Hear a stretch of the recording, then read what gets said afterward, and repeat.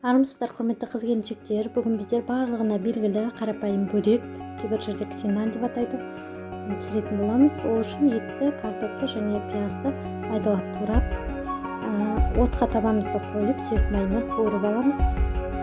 10 минуттай отта қоя тұрамыз. Бұрышын түзін саламыз. Енді қамырына келетін болсақ, жылы сүтке дрожж қосып, кішкене сұйық май қосып, тұзын қосып, оны сала отырып қамыр ашытамыз. Қамыр өте жұмсақ, қолға жабыспайтын болады, құттай бұқтырып қоямыз. Оны екі бөлікке бөліп, бірі үлкен, бірі кіші.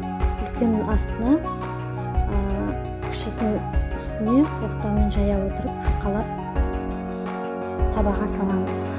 Қамырдың жұқалылығаны жақсы, өйткені піскен кезде онсыз да көтеріледі қамырымыз. Және үстіне жұмыртқаның сары уызын жағып, күнжіт себеміз.